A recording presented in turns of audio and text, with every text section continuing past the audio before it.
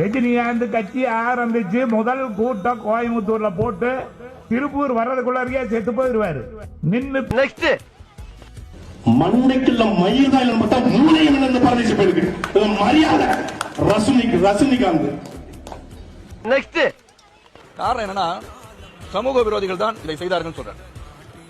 அப்ப உங்களுக்கு எப்படி தெரியும்? ஒரு பத்திரிகை சகோதரத்தை கேட்கறாங்க.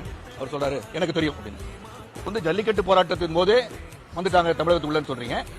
இங்கேயும் சமூக விரோதிகள் வந்துட்டாங்கன்னு சொல்றீங்க. அப்ப சமூக விரோதிகள் யார் என்று தெரிந்த ரஜினி உடனடியாக அந்த பட்டியலை கொண்டு போயிட்டு ஒன் மேன் கமிஷன் வச்சிருக்காங்க இல்லையா? அருணா ஜெகதீஷன் அவர்கள் அவர் முன்னாடி போய் பட்டியலை கொடுங்க.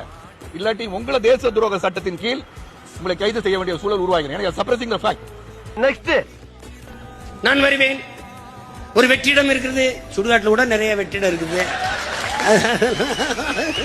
நெக்ஸ்ட் மிரட்டி தான் நம்ம நண்பர் ரஜினிகாந்த் கட்சி தொடங்க சொல்லியிருக்காங்க.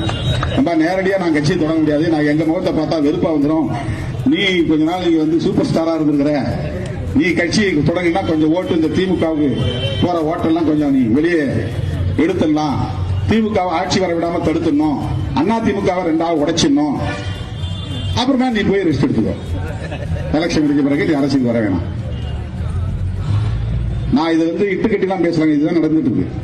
அவருக்கு வந்து உடம்பு சரியில்லை, அவர் வெளிநாடு போகணும், ட்ரீட்மெண்ட் எடுக்கணும், சார்ட்டர் பிளைட்ல போகணும். அந்த பிளைட் போகணும்னா கவர்மெண்ட் பர்மிஷன் கொடுக்கணும், உனக்கு பர்மிஷன் கொடுக்கணும், உனக்கு ரைடு பண்ணாம இருக்கணும், நீ நிம்மதியா இருக்கணும்னா நான் சொல்றது சரி. ஓட்ட கலைக்கணும். யாரு அட வெக்கம் கட்டுவீங்களா? இதுக்கு எதுக்குடா வெள்ளையங்கிலி மாலை?